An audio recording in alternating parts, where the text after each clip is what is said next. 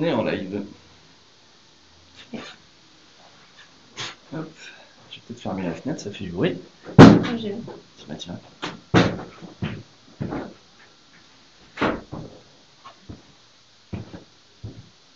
Il y a des copains.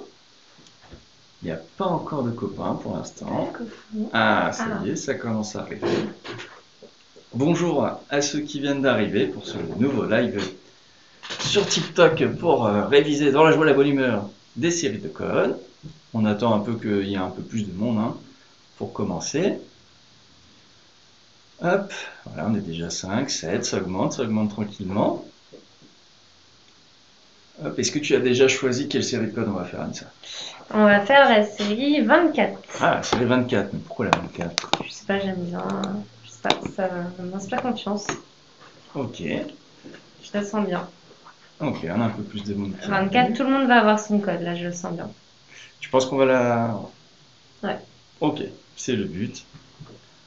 Hop, on attend qu'il y ait encore un petit peu plus de monde pour commencer cette série dans la bonne humeur. Pour ceux qui ne nous connaissent pas, qui arrivent un peu par hasard, donc on est en voiture Simone, on est une auto-école qui est partout, qui est présente partout en France. Et tous les jours, on fait des lives de code, donc on passe un bon moment avec les internautes pour réviser dans la joie et la bonne humeur et progresser si possible quand même. Le but à la fin, c'est quand même de l'avoir cet examen. Donc bonsoir, bonjour, salut tout le monde. Salut, est-ce qu'il y en a qui étaient là au live d'hier? Il y avait un live hier? Il y avait un live hier, comme tous les jours. Alors, est-ce qu'il y a des présents hier? Dites-nous. Oui. Alors, oui. comment ça s'est passé hier? Est-ce que vous avez eu votre code? Vous avez eu votre... Ah, il y a quelqu'un qui demande déjà si quelqu'un a eu son permis du premier coup. Bah moi, oui. Mais c'était en 2001, donc c'était une autre époque. Forcément. Hop, et ben c'est bien, et ben on est assez nombreux, on va pouvoir commencer cette série 24. On est parti avec une première question sur les cyclistes. La plupart des cyclistes tués le sont en agglomération ou hors agglomération. Question tricky. N'oubliez pas de répondre dans les commentaires, ça nous aidera à choisir la meilleure réponse. Alors en agglomération, bon, il y a plus de voitures. Il y a plus de voitures. Mais hors agglomération, ça roule plus vite. Voilà, c'est ça, ça roule plus vite et c'est peut-être moins adapté pour les cyclistes. Est-ce qu'on peut se dire qu'il y a moins d'accidents mais qui sont plus mortels peut-être? On peut dire ça. Allez, je vois beaucoup de baies aussi, il y a un petit peu de là, mais c'est surtout des baies. Alors on va suivre. Ouais, monsieur. Et on y va. Et effectivement, c'est bien hors agglomération. On compte malheureusement chaque année près de 150 cyclistes tués sur la route. Plus de la moitié sont tués hors agglomération, 55%. Pourtant, on rencontre moins de cyclistes hors agglomération. Alors comment l'expliquer? La raison est simple. Hors agglomération, la différence de vitesse entre les cyclistes et les autres usagers est plus grande. Et oui, ça roule plus vite. Donc les accidents souvent mortels. L'accident de type est le dépassement d'un cycliste sur une route pas très large. Le véhicule qui dépasse ne ralentit pas et ne s'écarte pas suffisamment et heurte le cycliste par l'arrière. A priori, il ne respecte pas les 1,50 m hors agglomération de distance qu'il doit tenir avec le cycliste. Et là, c'est fatal. Voilà. Alors, quand je vois un cycliste, je ralentis. Toujours, le code de la route favorise la sécurité. Évidemment. Allez, question suivante. Dans un bar, voilà une bonne question, d'actualité avec l'été qui arrive. Si je bois 2 bières plutôt que 2 whisky, mon taux d'alcool dans le sang sera moins élevé. Oui, non. Ce taux reviendra à 0. Il reviendra à 0 plus tôt, oui ou non? Alors, si je bois 2 bières plutôt que 2 whisky... Ah ça, moi je connais bien la réponse. C'est vrai. C'est pas que je m'y connais bien en bar, mais je connais la réponse. Ok. Parce que ça, il se trouve que je vois qu'il y a un peu de BC, du AD. En effet, dans les bars, en fait, tous les verres, quel que soit l'alcool, ont la même contenance en alcool. Donc que tu prennes une bière, un whisky ou quoi que ce soit, ils vont avoir la bière, tu auras beaucoup plus de liquide, c'est sûr que sur un whisky, mais au final, les deux ont la même quantité d'alcool. C'est pour ça que je réponds non. Et donc ce taux reviendra à zéro plus tôt. Bah, je vois qu'il Non. n'y a pas de raison que tu élimines mieux l'alcool de la bière que l'alcool du whisky. Donc j'ai Donc, envie non. de dire non aussi, moi. Alors, ça dit quoi ici? AD, BC. Ah, ils sont Ah, pas c'est d'accord différent, ils avec sont nous. pas d'accord avec nous. Ah ben on va voir, on va voir. On va voir. Ah, félicitations, on voit que quelqu'un qui nous dit je viens Léa. d'avoir mon code. Bravo Léa. Félicitations, Léa. Alors maintenant, la conduite. Eh ben c'était la bonne réponse, c'est B et D. Eh ben encore une bonne réponse pour nous. Je le note. Donc les verres d'alcool servis dans les bars sont normalisés, c'est vraiment un standard. Ils font pas ce qu'ils veulent les barman. Quelle que soit la boisson choisie, bière, whisky, vin, ils contiennent la même quantité d'alcool pur dans un verre. C'est la quantité de boisson qui varie, pas la quantité d'alcool pur. Il y a donc la même quantité d'alcool qui passe dans l'organisme et le temps qu'il faut au foie pour l'éliminer est inchangé, quelle que soit la boisson absorbée. Voilà. Et alors j'avais vu à une époque une belle vidéo aussi qui s'appelait Les questions cons, c'était un youtubeur qui faisait ça, et il s'était demandé à partir de combien de panachés on arrive à atteindre la limite d'alcool. Et bien il n'avait pas réussi parce que en fait il fallait boire tellement de panachés que le temps qu'il le boive il éliminait Ah et oui. finalement il n'atteignait jamais la limite. Ceci dit, je n'encourage pas, évidemment, buvez avec modération. Et c'est toujours 5 photocodes pour répondre à Eugenesis. Ah, on nous parle du code promo moins 100 euros. Alors, Ah il se oui. termine demain. Donc, on vous Ouais. encourage à vite Faut en activer. profiter. Faut en profiter. Alors, question suivante. Là, c'est par rapport à la photo. Je suis bien placé pour m'arrêter sur ces terres de repos? Oui, non. Continuer tout droit? Oui, non. Alors, je suis bien placée pour m'arrêter. Oui, la sortie est imminente. Mhm. Continuer tout droit. Non. Non, toi tu dis non? Enfin, je sais Ok. pas si c'est un. Qu'est-ce C'est qu'ils pour disent les véhicule copains? lent. AD, AD, AC, AC, AD, AC. Ah, c'est partagé, hein. Parce que là, je risque de ralentir. Enfin, je sais pas. Là, Donc, sur le A, je pense qu'on est tous On est d'accord. tous Le C, d'accord. le D, c'est une voie pour les véhicules lents. On nous dit, C'est en ça. effet, on voit les gros pointillés. Donc, du AD. Donc, toi, tu pars sur le AD, hein. Je partirai sur le AD. Allez, on y va, on y va. Et Ouais. c'était la bonne réponse. En effet, le marquage à ma gauche est large, ce qui signifie que je circule dans une voie réservée, une voie pour véhicules lents. Elle est normalement destinée aux véhicules qui circulent jusqu'à 60 km/h maximum. Ah, voilà. Mais comme je le vois, l'accès de l'aire de repos se fait depuis cette voie. Je suis donc bien placé pour la rejoindre et m'y arrêter. En revanche, pour continuer sur l'autoroute, je devrais être dans la voie immédiatement à ma gauche. C'est donc bien à aider. Pour l'instant, on a tout bon. Trop cool. Très bien. Bienvenue à tous ceux qui viennent de nous rejoindre. Je rappelle le principe. Nous sommes en Voiture Simone, une auto-école présente partout en France et on fait des lives de code pour réviser à plusieurs. C'est plus fun que quand on est tout seul. Alors, pour obtenir le permis B, l'acuité visuelle binoculaire après correction, c'est-à-dire les lunettes quoi, hein, doit être au minimum de 1 dixième, 5 dixièmes, 8 dixièmes, 10 dixièmes. Ah, ça faut être vraiment dans les révisions pour le savoir. J'avoue, j'ai pas révisé avant de venir. Parce qu'on voit que les copains, eux, ils ont révisé, ils répondent tous. On va copier B. sur vous. Hein. Ah ouais, on va copier, c'est clair. 5 dixièmes. On vous fait confiance. Et c'était bien ça, évidemment qu'on peut leur faire confiance. Je n'en ai jamais douté. Donc pour obtenir le permis B, l'acuité visuelle binoculaire, c'est-à-dire la somme des deux yeux, doit être d'au moins 5 dixièmes. L'interdiction de passer l'examen ou de continuer à conduire en dessous de cette valeur. Cette acuité est mesurée avec correction s'il a lieu. Donc si vous avez des lunettes ou des lentilles, ça marche. Ensuite, question suivante. On est de nuit devant le Macumba Club apparemment, vu les lumières. Et on se demande, est-ce que je peux circuler sans feu, en feu de position seule, en feu de croisement ou en feu de route? Moi, j'irai en feu de croisement. Mhm. Voilà, blablabla. Ouais, En feu de route, il fait bien nuit en vrai. Mais bon, là, c'est quand même pas mal éclairé sur le côté. T'as pas mal de gens qui répondent C, en effet, J'irai qui feu de te croisement. suivent. Feu de route, Et en plus, certains on quand est même. dans des petites rues de ville. J'irai feu de croisement, ouais. Feu de croisement. Allez, on part sur les feux de croisement. Ah Et non. c'était faux, c'est les feux de route. En effet, la rue n'est pas éclairée par des lampadaires, mais par des vitrines de magasins. L'éclairage n'est donc pas efficace, et surtout, il n'est que ponctuel. Il y a beaucoup de zones d'ombre. Aussi, je circule en feu de route. Lorsque la route ou une rue n'est pas éclairée, et on voit bien que derrière les panneaux qui sont éclairés, là, derrière c'est bien noir, et bien que je sois dans ou hors agglomération, cela ne change rien. Je dois circuler en feu de route dès lors que je ne risque pas d'éblouir un autre usager. Et oui, on privilégie toujours la sécurité. Il fait noir, je vois rien, je mets les feux de route pour y voir quelque chose. On continue. Alors, une belle notice d'utilisation. Dans la notice du constructeur ou le carnet d'entretien, je peux trouver la position des différents niveaux à contrôler dans l'auteur, oui, non. La fréquence des révisions à respecter, oui, non.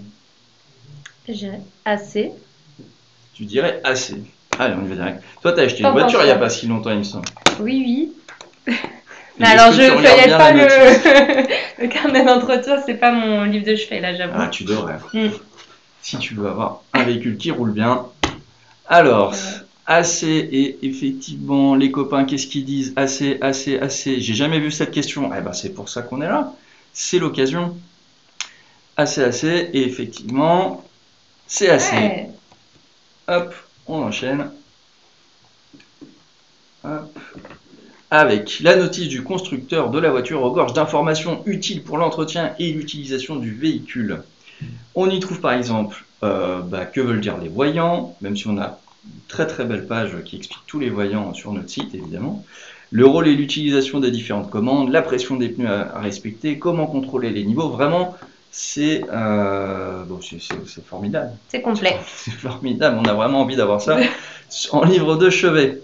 Bref, tout ce qui permet de bien entretenir sa voiture. Et donc, concernant la fréquence des révisions à respecter, si elle n'est pas indiquée dans la notice, elle est alors indiquée à part dans le carnet d'entretien. On continue avec la question 7. Les deux principales sources d'accidents mortels sur la route sont A. Le non-respect des intervalles de sécurité. B. La fatigue. C. L'alcool. Ou D. La vitesse. Alors là, évidemment, c'est à connaître un peu par cœur parce que toutes ces raisons sont valables et peuvent créer des accidents. Je vois qu'ici, il y a des gens qui ont bien révisé. CD, ça fait l'unanimité. Le CD, l'alcool et la vitesse. On valide, on y va. Et c'est bien ça, C et D. Ce sont les deux principaux facteurs d'accidents mortels. Les jeunes surtout, faites attention les jeunes, surtout le week-end, qui sont très souvent impliqués dans ce type d'accident. Et oui, ne pas faire de bêtises en sortie de boîte. Le non-respect des intervalles de sécurité ainsi que la fatigue, en particulier sur le tourisme, sont aussi deux facteurs souvent relevés à l'occasion des accidents, mais ils sont moins fréquents. À tes souhaits.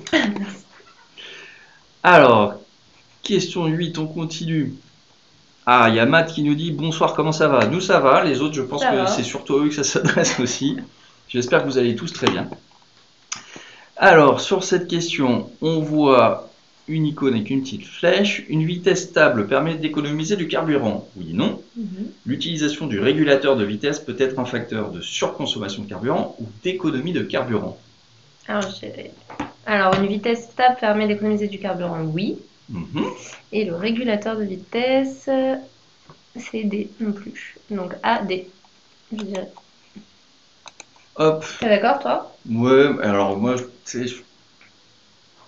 voilà, moi je regarde surtout ce que répondent les copains. Ah ouais. Et ils disent AD. Okay, en effet, on se dit, c'est à peu près logique. C'est quand on accélère qu'on va le plus consommer. Donc si on fait des à-coups, ça va pas être bon. Alors que si on est stable, ça devrait le faire. Et le régulateur de vitesse, ça tombe bien, ça te permet d'être stable.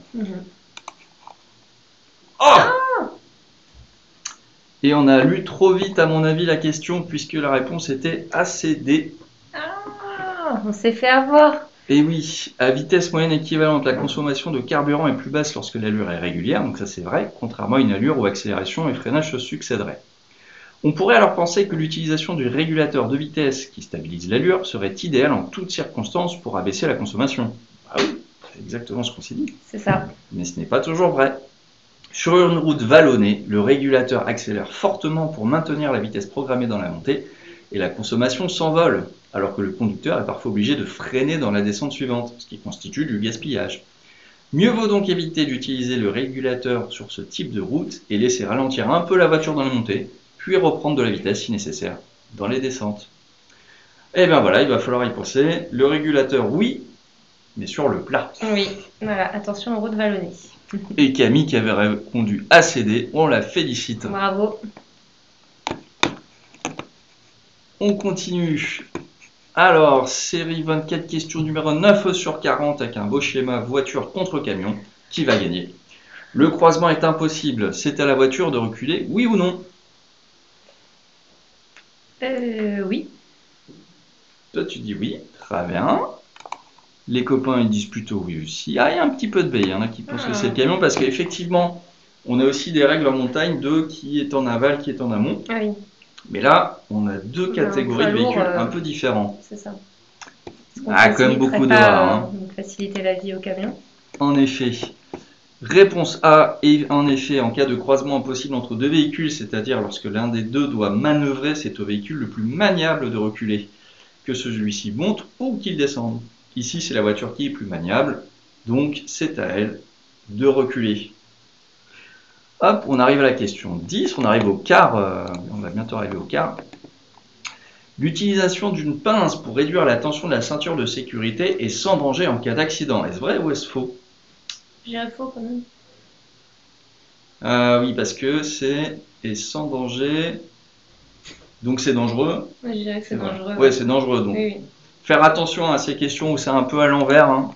Bien se concentrer pendant l'examen. Et effectivement, c'est faux. Une pince destinée à détendre la ceinture est sans doute le pire accessoire que l'on puisse trouver à bord d'une voiture. Il n'y a pas pire. Un CD de mauvaise musique. Que ce soit une simple pince à linge ou une pince spécialement conçue, en effet, pour retenir le corps progressivement en cas de choc. La ceinture doit être posée bien à plat et bien tendue.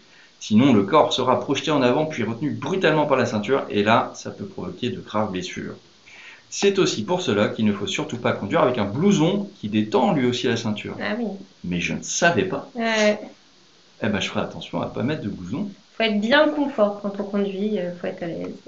Allez, on arrive au cas. Petite question intermède. Toi qui participes à Mon Petit Prono, puisque vous le savez, il y a un jeu concours sur Mon Petit Prono avec à gagner un pack permis, mais aussi des claquettes de l'équipe de France.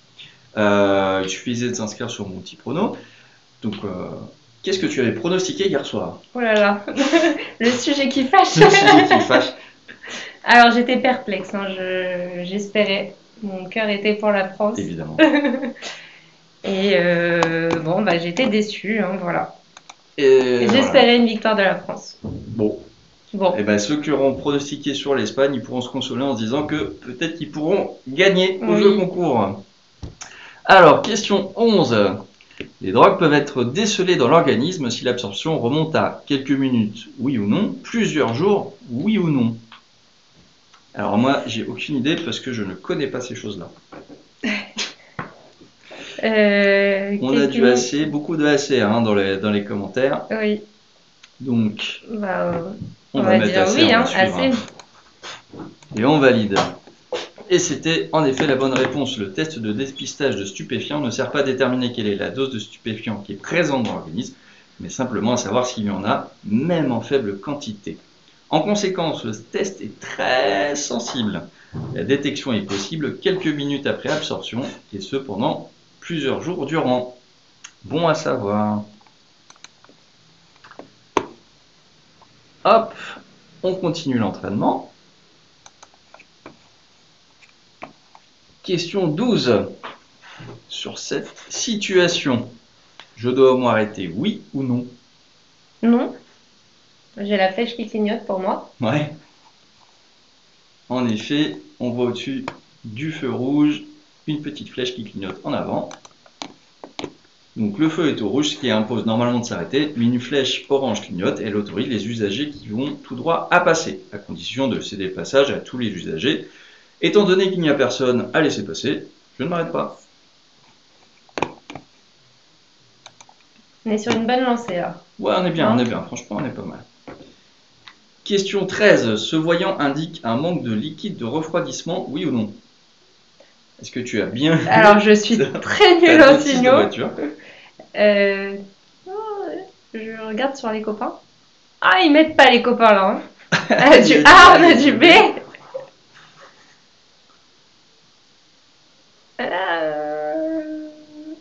A, B, va falloir choisir un de ça. Allez, je dis B. B. Allez, on va. C'est la bonne réponse. En effet, ce voyant indique un problème grave. Il est rouge. Rouge, c'est grave. C'est mauvais. Il n'indique pas un niveau de liquide de refroidissement trop bas. Il indique simplement que le moteur est trop chaud et qu'il va casser si je ne m'arrête pas très rapidement. Voilà, alors, on ne s'arrête pas au milieu de l'autoroute, on s'arrête en sécurité. Les causes de cette surchauffe peuvent être multiples et un manque important de liquide de refroidissement peut en être la raison. Mais il y en a beaucoup d'autres. Ce n'est pas ce voyant qui indique un niveau de liquide de refroidissement trop bas. Pour contrôler ce niveau, la seule solution est généralement de la vérifier directement dans le moteur. Hop, on continue avec cette série de codes qu'on fait ensemble avec la question 14. Oh, on dirait le mois de juillet. Le mois de juillet à Paris. C'est exactement ça. Alors, si vous conduisez au mois de juillet à Paris en ce moment, est-ce que vous devez allumer les feux de croisement, oui ou non? Est-ce que je peux ajouter les feux de brouillard arrière, oui ou non? Alors, je dirais AD. AD, effectivement, baisse de la visibilité, mais pas du brouillard non plus. Les copains ils disent AD aussi. On est d'accord. Et c'est bien ça. Lorsqu'il pleut, j'allume les feux de croisement. Ça doit être un réflexe. Ici, la pluie est forte. Pour rendre ma voiture mieux visible, je peux ajouter les feux de brouillard avant. Mais pas les feux de brouillard arrière. Ceux-ci ne sont autorisés qu'en cas de brouillard ou de chute de neige. Ouf, ça arrive. Hein. Ouais. Surtout à Paris. Oui. On n'aime pas. En tout cas, je peux être condamné pour délit de fuite si je ne m'arrête pas. Suite à un accident corporel, oui ou non. Suite à un accident matériel, oui ou non. Oh, dans les deux cas, oui. Délit de fuite. Hop, toi tu dis assez. Fuite, comme nos amis belges. Allez, on part sur assez. Et en effet, commettre un délit de fuite, c'est ne pas s'arrêter si l'on est impliqué dans un accident. Cela peut être suite à un accident matériel, c'est-à-dire lorsque les dégâts sont occasionnés à des objets ou à des véhicules, mais aussi suite à un accident corporel, lorsqu'on a blessé ou tué une personne. Si je prends la fuite après un accident, dans un cas comme dans l'autre, je risque d'être condamné pour délit de fuite et les sanctions sont alors particulièrement lourdes. On n'aime pas les gens qui filent à l'anglaise. Voilà, c'est ça. Tout comme, est-ce qu'on aime bien les Anglais? On verra ce soir, il y a match. Je ne sais pas si vous êtes... Ah, vous pouvez nous dire en commentaire, est-ce que vous êtes plus pour les Pays-Bas ou plus pour l'Angleterre? Est-ce que vous verrez une finale Espagne-Angleterre ou Espagne-Pays-Bas? Hop, on verra bien. Alors, parmi ces équipements, ceux qui permettent de faire des économies de carburant sont l'ordinateur de bord, l'AFU, l'indicateur de changement de rapport de vitesse ou l'ESP. Alors, ceux qui permettent... Non, donc il y en a plusieurs. Ordinateur de bord. Alors là, non, je suis perdue, là, je passe. Allez, qu'est-ce que ça raconte dans le chat? On a du assez, on a du assez. Alors, l'indicateur de changement de rapport de vitesse, ça me paraît plutôt logique, puisque dès que tu changes mal tes vitesses, forcément, tu vas consommer plus. Et il y a beaucoup de AC, un petit ACD aussi. Après, l'ordinateur de bord, oui. C'est vague. Hein. Allez, on va dire AC. Allez, on dit AC. Il y a beaucoup de AC. On suit la majorité. Et c'était les bonnes réponses. Bravo.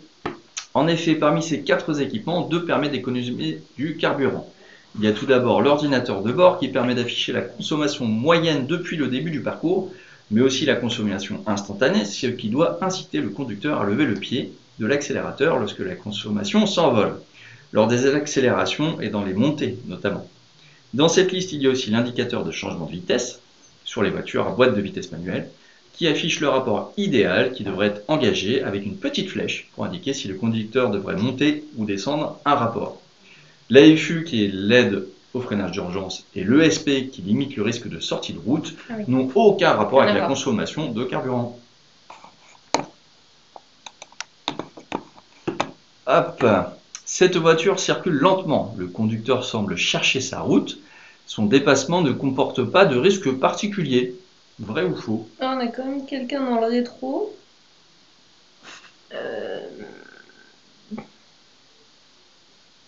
Non, quoique la voiture roule derrière, non, je pense que c'est dépassement ne comporte pas de risque particulier. Vrai. Moi, j'avoue, ça c'est une question, il va falloir bien retenir la réponse parce que je trouve que ça fait partie des questions pièges. Oui. Parce que tu dis, bon, la situation est normale, elle roule lentement, il n'y a personne en face, c'est un dépassement normal, donc on a envie de dire vrai. Et en même temps, on sent bien le attention, un dépassement est toujours dangereux. Oui, c'est ça. Parce qu'on ne sait pas ce que va faire la personne. Oui, là sur la photo, bon, on se dit ok, mais. Et d'ailleurs, les copains, Ah, il y a du A, il y a du A, mais il y a du B qui arrive aussi beaucoup. Hein. Qu'est-ce qu'on fait ensuite? On peut essayer le B parce qu'un dépassement, ça comporte toujours des risques. J'ai peur que ce soit ça la réponse. Et c'était bien ça, C'est ça. toujours. Toujours la prudence. J'ai jamais oublié que les gens qui ont écrit, enfin c'est votre grand-mère qui a écrit le code de la route. C'est toujours dangereux, il faut toujours faire attention. Donc, un conducteur qui circule lentement et qui semble chercher sa route est de fait un conducteur distrait. Il est susceptible de s'arrêter, de changer de direction ou de faire demi-tour sans forcément faire attention. Alors son dépassement est possible et même compréhensible puisqu'il circule lentement. Mais attention, plus que jamais dans un dépassement, je dois prendre un maximum de précautions. À commencer par ralentir pour que l'écart de vitesse entre nous soit faible et bien m'écarter. Un appel de phare ou un bref coup de klaxon avant d'entamer ma manœuvre me permettra d'attirer l'attention de ce conducteur et ainsi de limiter les risques. Donc toujours la prudence. Ensuite, alors là on est dans un tunnel. Question, est-ce que je dois m'arrêter, oui ou non? D'accord, un gros feu rouge devant là. Ouais, hein. Ouais, on va pas y passer 10 ans, je pense que là, on va s'arrêter puisqu'on voit un feu rouge. Attends. Ah, Je dois m'arrêter, t'as mis non? je dois m'arrêter, oui. Oh, alors ça pareil, hein, les copains, attention au code de la route, des fois on lit vite, le cerveau il dit ok, tac, tac, t'inquiète, je gère. Et en fait, vaut mieux se relire avant de valider. En effet, je dois m'arrêter. Et oui, il y a aussi des feux tricolores dans les tunnels, et ceux-ci peuvent être activés notamment si un incident s'est produit. Ils imposent bien sûr l'arrêt. Je devrais attendre qu'il repasse au vert pour repartir. Bref, c'est comme d'habitude. Je pense qu'on n'a pas besoin d'aller trop vite. Ouais. On rajoute quand même quelques conseils. J'allume les feux de détresse pour prévenir les autres qui arrivent. J'ouvre ma vitre et j'allume la radio. En effet, si des informations devaient m'être données, ce serait par des haut-parleurs situés dans le tunnel, soit directement par la radio de ma voiture. Inutile de sélectionner une fréquence en particulier, la radio du tunnel couvre toutes les fréquences.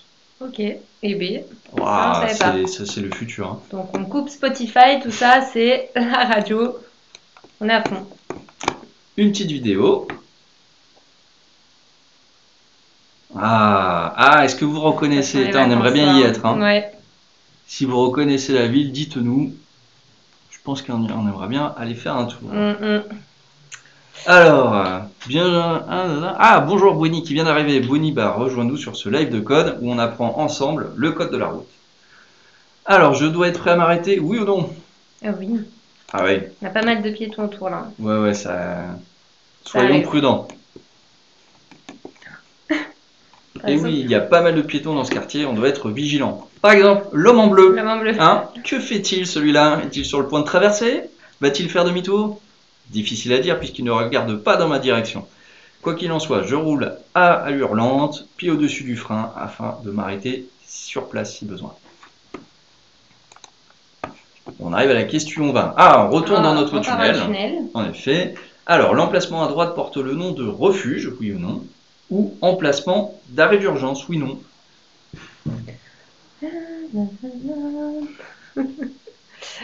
Porte le nom de refuge. J'ai envie de dire oui, non, je sais pas. Ça c'est oui. Mais oui, en fait, ça c'est juste une place du coup. Ouais, et on voit qu'il y a une porte ici. Je vois qu'il y a des questions un peu dans le chat. Il y en a qui... Pourquoi ouvrir la fenêtre dans le tunnel? Ah oui, sur la question d'avant, c'est parce que en cas de pépin, si jamais il y a des haut-parleurs dans le tunnel avec des messages qui sont donnés, on ouvre la fenêtre pour pouvoir entendre le haut-parleur qui est dans le tunnel. J'ai eu mon code la semaine dernière. Bah, félicitations, ça nous fait toujours trop plaisir. Ouais. N'hésitez pas à nous le dire, c'est ça qu'on aime, hein. Savoir tout ça. Et yes, vous êtes top grâce à vous, je fais moins de fautes. Eh bah tant mieux, parce que c'est pour ça qu'on le fait. Donc on est content de ne pas faire ça pour rien, au contraire. Cœur sur vous. Alors, du coup, on a du BC, beaucoup BC. Donc il pense que c'est pas un refuge, mais un emplacement d'arrêt d'urgence. J'aurais dit ça aussi. Et c'est la bonne réponse. Le dégagement à droite s'appelle un emplacement d'arrêt d'urgence. Comme son nom l'indique, je peux m'y arrêter uniquement en cas d'urgence. Si l'un de mes passagers fait un malaise, par exemple, ou en cas de problème mécanique grave, tel qu'un problème moteur, donne plein d'exemples, ou l'éclatement d'un pneu, par exemple. Oui, ça peut arriver. Un refuge ou un abri est un local sûr, isolé du feu et ventilé, dans lequel les usagers ont la possibilité d'être en communication avec les agents de surveillance jusqu'à ce que la situation soit maîtrisée et que les équipes d'intervention puissent les évacuer ou les inviter à retourner à leur véhicule.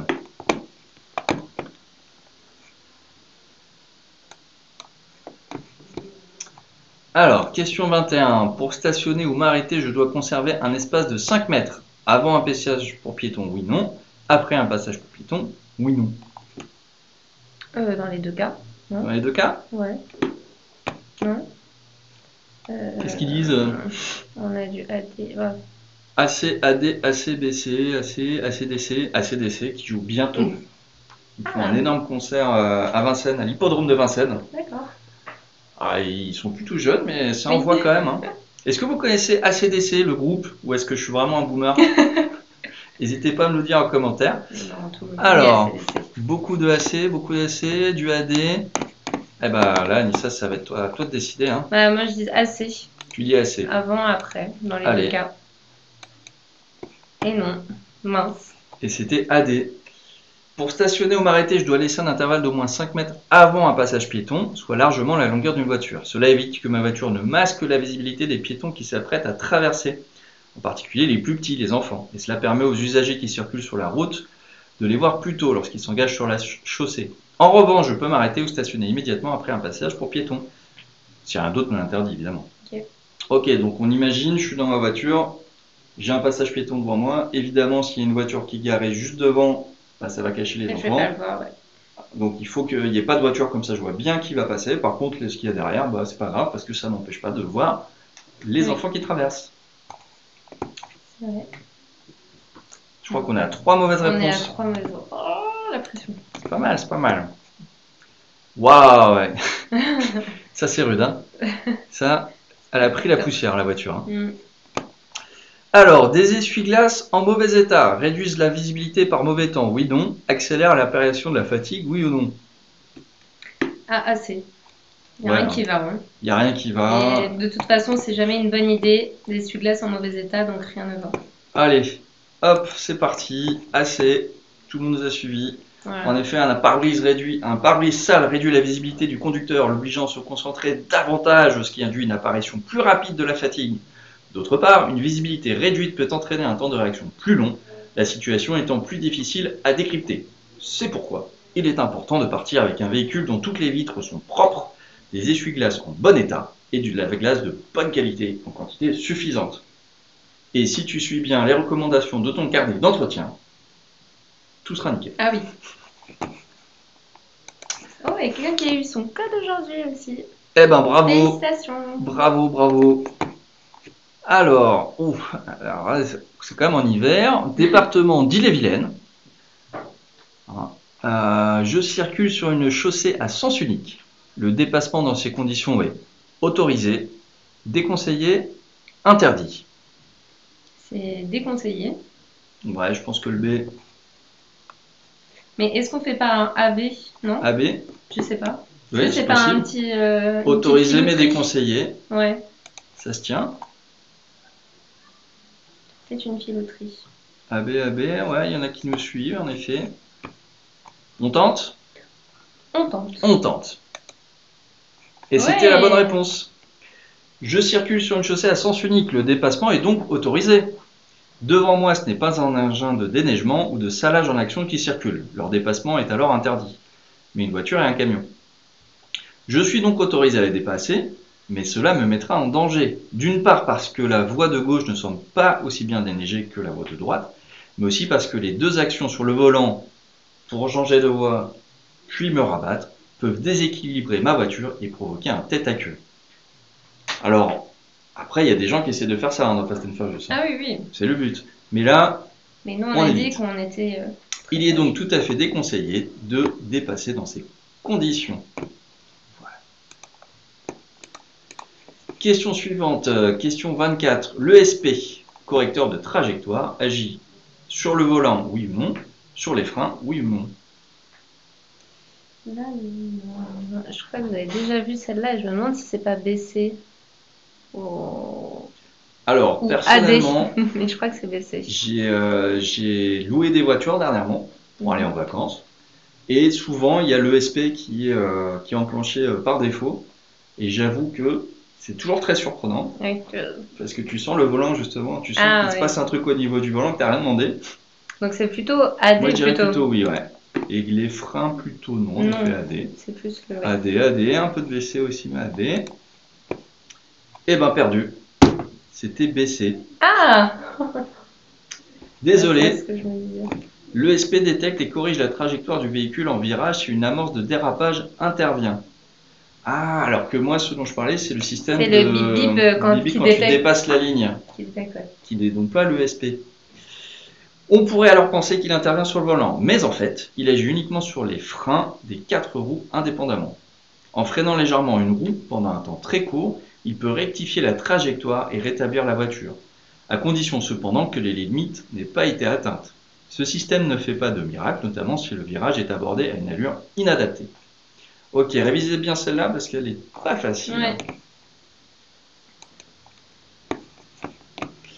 Alors, au passage à niveau, on dénombre chaque année une dizaine d'accidents mortels, une trentaine d'accidents mortels, une centaine d'accidents mortels. Bon bah là les amis, il faut connaître par cœur. C'est ça, faut savoir. Donc là on vous écoute. Les copains du chat qui ont bien révisé, n'hésitez pas à le faire savoir. BBB, A, BBBBB, beaucoup de B, un peu de A, beaucoup de B. On suit le B alors. On suit le B. Ah ouais, on me fait confiance. On fait confiance. C'est parti. Oui. Et c'est bien ça. Et un accident sur 20 est mortel. Mais quand ça implique un train, c'est un accident sur 2. Alors j'avoue, j'arrive pas, j'ai du mal à voir l'accident sans train sur un passage à niveau, mais ça doit arriver. Un accident tout court. En 2015, on dénombrait près de 30 tués, plus des blessés graves. Généralement, il s'agissait d'une collision entre un train et une voiture. La plupart de ces accidents sont la conséquence d'un comportement inadapté, impatience, habitude qui entraîne une baisse de vigilance. Bah oui, si tu fais ça tous les jours, là tu rentres chez toi, tu dis ah c'est bon. Fais attention. Le non-respect du code de la route, c'est-à-dire vitesse excessive, franchissement volontaire des barrières, non-respect d'un stop, etc. Question 26. En conduite accompagnée ou supervisée, l'accompagnateur doit être déclaré à l'assurance, peut être soumis à un contrôle d'alcoolémie, doit avoir son permis de conduire avec lui, doit avoir le permis depuis 10 ans minimum. Ah, j'ai envie de dire ABCD. ABCD. Alors, il me semblait, mais peut-être je me trompe, hein, que pour la conduite supervisée, il fallait que l'accompagnateur ait le permis depuis 5 ans. D'accord. On va voir si je me trompe. Donc je dirais ABC. Oui. Ah, il y a quelqu'un qui nous dit c'est 5 ans, en effet. Il y a pas mal d'ABC aussi. Et bingo. Et bien joué. En conduite accompagnée ou supervisée, l'accompagnateur doit en effet être déclaré à l'assureur. Donc l'interdiction de désigner un accompagnateur même pour un court trajet sans en avertir l'assurance. On ne fait pas ça. Il ne doit pas atteindre ou dépasser 0,5 g d'alcool par litre de sang. Et lors d'un contrôle, son alcoolémie pourra être mesurée. Il doit bien sûr être en mesure de présenter son permis immédiatement afin de vérifier qu'il est titulaire du permis B depuis 5 ans au moins sans interruption. A noter que l'accompagnateur n'est pas forcément un membre de la famille.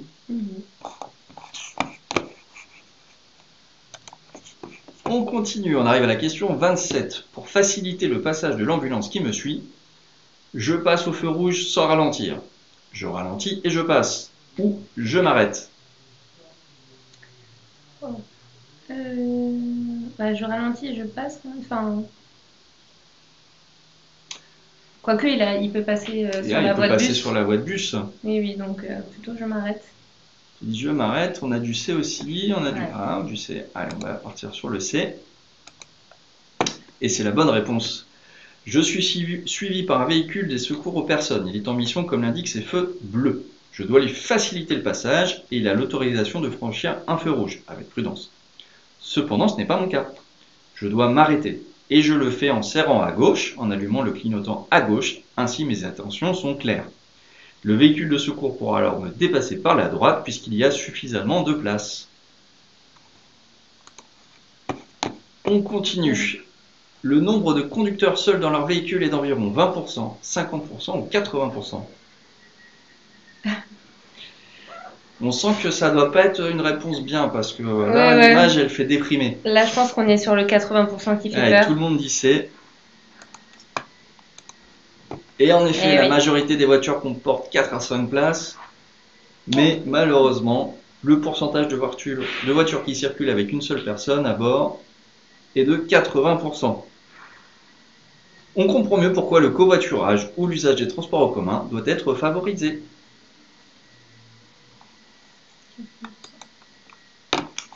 Ah, une petite vidéo, moi j'aime bien quand on va au cinéma. Allez, on se pose bien. Voilà, ça roule. Ok. Pour signaler mon approche à cette intersection, je peux faire un bref appel de phare. Oui ou non? Moi, je dis non, c'est déjà bien éclairé. Enfin, contrairement à la situation d'avant où on Ouais. disait qu'il fallait que ce soit bien éclairé, là, on est dans de bonnes conditions. Ensuite, je me demande, mais vraiment question, est-ce que quand tu arrives d'une rue à 90 degrés, est-ce que tu vois un appel de phare vraiment? Et en plus. Ouais, Et là, il a effectivement. un stop, donc enfin, personne n'a un stop Ouais, sur le côté, elle est censée s'arrêter. Allez, on dit non. Ah, perdu. 4 fautes. Oh là là là là là là. Aïe aïe aïe. De nuit, alors que le risque d'accident est plus élevé malgré une circulation moins dense, il est utile de signaler son approche aux intersections où on n'en a pas à céder le passage. Pour cela, lorsqu'il n'y a pas de risque d'éblouir qui que ce soit, effectivement il n'y a personne en face, je peux faire un bref appel de phare. Surtout ici, alors que la visibilité à cette intersection n'est pas bonne et que l'éclairage public rend mon faisceau lumineux moins visible. Eh ben. D'accord. Et j'ai pas ce réflexe-là. Alors, ensuite, en cas de fort vent latéral, je tiens fermement mon volant, oui ou non? J'évite de dépasser un camion, oui ou non? Ah oui, oui. On est très on choisit prudent. la sécurité, toujours On le choix tient de la bien le volant. sécurité. Hop. Et c'est en effet la bonne réponse. Lorsque le vent est latéral et qu'il est fort, je risque de faire des écarts vers la droite et vers la gauche, peu importe le sens du vent. Pour éviter cela, je commence par adapter ma vitesse et je tiens fermement le volant. Je dois aussi éviter de dépasser les véhicules encombrants tels que les camions ou les cars.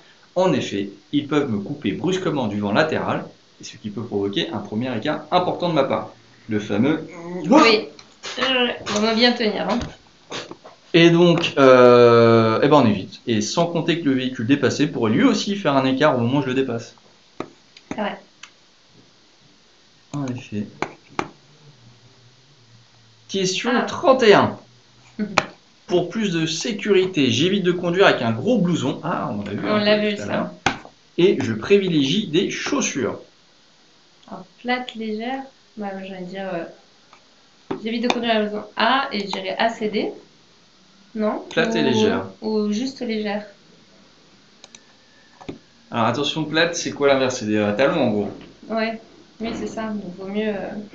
Donc on privilégie peut-être les chaussures plates. Plate et légère. Et légère. Ça dit quoi dans le chat? Ça dit AD, ACD. AD, ACD, ouais. Ah, et quelqu'un qui me pose une question qui nous demande est-ce que chaussée unique veut dire voie à double sens? Chaussée unique, ouais. Alors, si tu entends, oui, alors une chaussée, c'est quoi déjà? C'est quand c'est la route, mais sans les trottoirs. Ouais. Donc tu peux avoir, ça peut circuler dans les deux sens maintenant. Mais unique à sens unique. Enfin, ouais, on parle plutôt de sens unique ou de voie unique plutôt que de chaussée unique, je pense. Alors, il y en a Flo qui nous dit Osef que ce soit légère. Bah, écoute, qu'est-ce qu'on fait? On le suit ou on le suit pas? Flo, est-ce qu'on te fait confiance là? Il y a beaucoup de AC aussi, il y a du ACD aussi. Ouais. Ah, Anissa, je te laisse. Moi, j'ai envie de faire ACD. Je suis très prudente sur Allez, les on part sur ACD. Eh oui! Bingo, c'était bien ACD. Un gros blouson rend inconfortable et limite ma capacité de mouvement dans la voiture, comme me retourner par exemple. De plus, il ne permet pas à la ceinture de bien se coller au corps, ce qui pourrait être dangereux en cas de choc. En effet, un jeu trop important au niveau des ceintures entraîne un mauvais amortissement de celle-ci. C'est aussi pour cela qu'il faut bannir les pinces qui la détendent, comme on l'a vu dans la question précédente, pour ceux qui étaient déjà là. Pour ce qui est des chaussures, elles doivent être confortables et bien tenir le pied sans entraver les mouvements. Elles doivent donc être légères, basses plutôt que montantes, pour permettre un bon mouvement de la cheville, et plates pour manipuler et doser au mieux la pression sur chacune des pédales. Bon, Flo, on te fait plus confiance, hein. Question 32. Si j'ajuste la pression de mes pneus alors qu'ils sont chauds, j'ajoute 0,3 bar à la pression recommandée par le constructeur, j'ajoute 1 bar à la pression recommandée par le constructeur, je retire 0,3 bar à la pression recommandée par le constructeur, ou je retire 1 bar à la pression recommandée par le constructeur. Voilà, je triche. Hein. Vas-y, triche. Alors, je triche, mais il faut que vous soyez d'accord. Donc, vous dites A en majorité. J'ajoute 3 barres à la pression recommandée par le constructeur. Allez. Allez, go.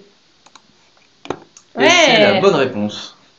Le contrôle et l'ajustement de la pression des pneus se font de préférence lorsqu'ils sont froids, c'est-à-dire lorsque la voiture n'a pas roulé plus de quelques kilomètres.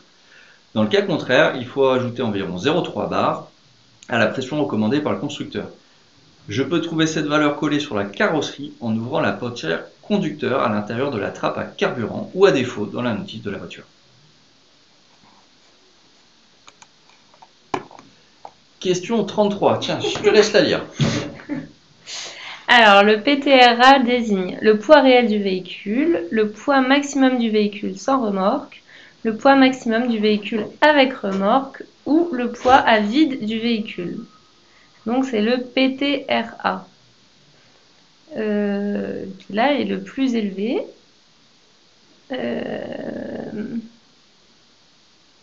Et donc, j'ai assez. Le poids maximum du véhicule avec remorque, et c'est marrant, tout le monde répond C aussi dans le chat. C'est le plus lourd, je me dis bon, peut-être. Bingo! Ouais. Le PTRA est le poids total maximum autorisé pour un ensemble de véhicules, tracteurs plus remorque ou caravane, conducteurs, chargement et passagers compris. Sachant que le véhicule tracteur comme la remorque ont chacun un PTAC, un poids maximum, qui ne doivent pas être dépassés individuellement. Allez, on va la voir ce code. Allez. Allez, petite vidéo. Alors, regarde bien le panneau. Hop, 30. Moi j'ai vu 30. J'ai vu 30 aussi. Il y en a qui répondent C. Non, c'était l'autre, je pense. Ah oui, pardon. Oh là là. Allez, 30 km/h, on a vu le panneau. Je circule en agglomération, la vitesse est donc limitée à 50 km/h. Mais je dois aussi faire attention au panneau de limitation de vitesse ponctuelle. Ici, la limitation est abaissée à 30 km/h, d'où la présence du ralentisseur un peu plus loin. Question 35. Le dépassement à hauteur d'une intersection est toujours interdit? Oui, non. Risque de surprendre un usager qui devrait céder le passage? Oui, non. Assez. Assez. Sécurité. Voilà. Sécurité. On joue la sécu. Et toujours interdit, c'est ça que tu veux dessus? Il y en a qui répondent un peu BC, du AC, du BC. Le dépassement, c'est quand même un dépassement quoi. Ouais, c'est dangereux quand même. C'est dangereux. Hein.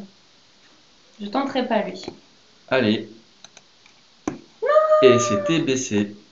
Ah là là, on est à 5 fautes. On n'a plus le droit à l'erreur, Anissa.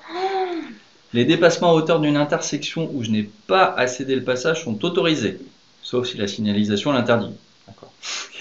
Mais dépasser dans ces conditions ajoute un danger supplémentaire, et si un usager arrivant de l'intersection de la gauche notamment était surpris, je ne serais pas en tort, mais impliqué quand même. Et compte tenu de la violence du choc, l'accident pourrait être grave. Mieux vaut donc éviter de dépasser à hauteur d'une intersection, même si c'est pas interdit. Ah oui, ouais. Oui. Question 36, on arrive au bout. Les enfants piétons sont plus imprévisibles. Alors, chez des enfants, je ne peux pas vous donner la réponse. Ils perçoivent moins bien les dangers de la rue. Pareil.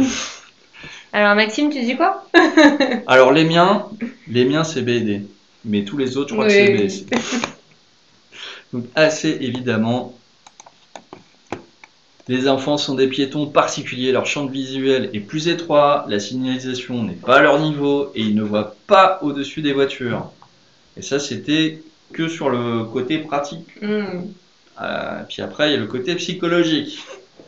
D'autre part, ils repèrent moins bien l'origine d'un bruit, ne savent pas évaluer la distance qui les sépare d'un véhicule ou mesurer sa vitesse. Ils ont du mal à se concentrer sur deux choses à la fois. Tout cela contribue à les rendre imprévisibles, d'autant plus qu'ils n'ont qu'une vague idée des règles du code de la route et des contraintes des autres usagers. Alors il faut particulièrement s'en méfier, méfiez-vous des enfants, c'est le code de la route qui le dit, et ralentir chaque fois qu'un endroit fréquenté par des enfants est annoncé. École, arrêt de car scolaire, salle de sport, centre de loisirs. Surtout l'hiver, où il fait nuit de bonne heure. Oui. Restons vigilants.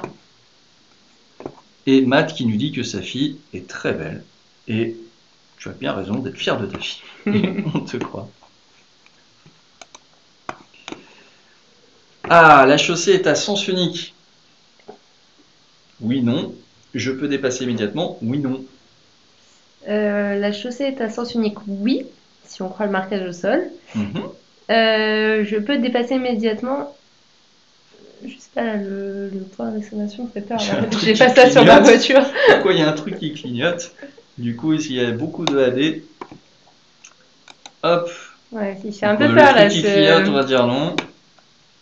Ouais, c'est ça. Hein. Bonne réponse. La chaussée est à sens unique. C'est la ligne continue à gauche qui me l'indique. En effet.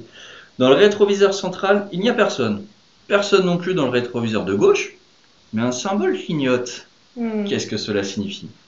Il m'indique qu'un usager est en train de me dépasser. Je ne le vois pas dans le rétroviseur parce qu'il est dans l'angle mort, le fameux angle mort. Ah, Normalement, il faut faire un contrôle. Ça, c'est quand vous prendrez les heures de conduite. Autrement dit, juste à ma gauche, donc pas question de dépasser immédiatement, ni même d'allumer le clignotant pour ne pas le surprendre ou le faire hésiter. J'attends qu'il ait terminé sa manœuvre. Attention, tous les véhicules ne sont pas équipés de cette fonction. Ah non, effectivement. Et en plus, il n'est pas infaillible. Mieux vaut donc prendre l'habitude de tourner légèrement la tête du côté où l'on change de voie pour vérifier qu'il n'y a effectivement personne dans l'angle mort, avec le fameux. Et oui. D'ailleurs, quand on passe le permis, il faut exagérer tous ces gestes pour que l'inspecteur voit bien que vous faites le geste. Donc c'est pas juste comme ça, c'est vraiment. Regardez, j'ai regardé. Torticolis. On y va, on continue. Ah, une vidéo. Voilà. Ah. Je suis arrêté à une distance suffisante de la voiture qui me précède, oui ou non? Non. Non? On doit avoir ses roues. On doit voir les roues, hein. Moi je me souviens, il me disait ça aussi au permis. B. En circulation, je dois toujours respecter un intervalle minimum avec le véhicule qui me précède correspondant à la distance parcourue en 2 secondes. Mais lorsque je m'arrête, qu'en est-il? Voyons quels sont les risques. Si la route n'est pas parfaitement plate et que le conducteur devant moi ne tient pas bien ses freins, il pourrait reculer et te tomber dessus. Tout comme moi je pourrais avancer, il faut donc un peu de marge. Ça c'est si on est dans l'autre sens. Et puis ce n'est jamais agréable d'être collé par le véhicule de derrière, même à l'arrêt. Autre risque, que le conducteur devant moi ne reparte pas, pour une raison ou une autre, hop, pas de moteur. Si je suis trop près, je ne pourrai pas le dépasser sans reculer. Alors, pour m'arrêter à bonne distance sans exagérer, il suffit que je m'arrête en faisant en sorte de voir ses roues arrière, autrement dit toute la voiture. La distance entre nous sera parfaite. Et ici, on ne voit pas les roues, donc on est trop près.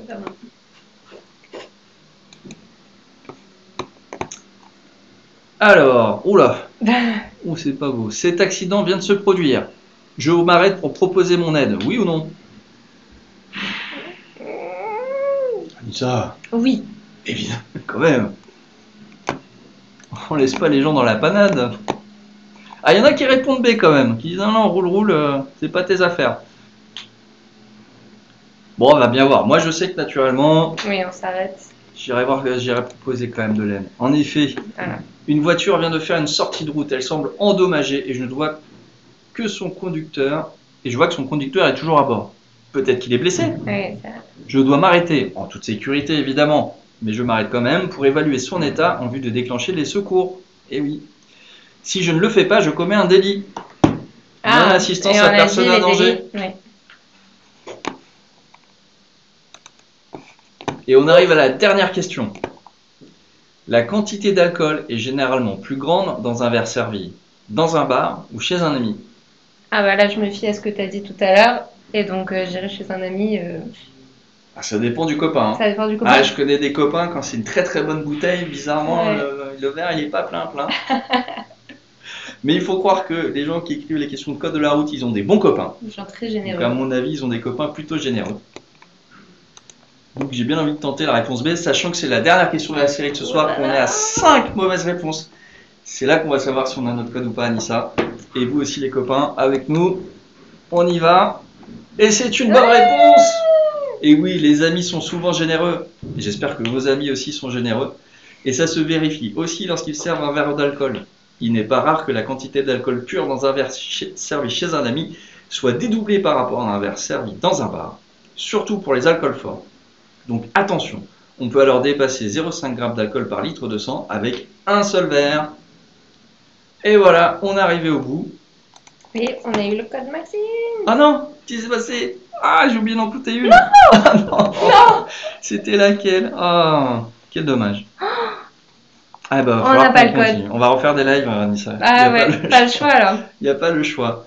En tout cas, merci tout le monde. Vous avez été, comme d'habitude, adorables. Vachou, très très bon aussi.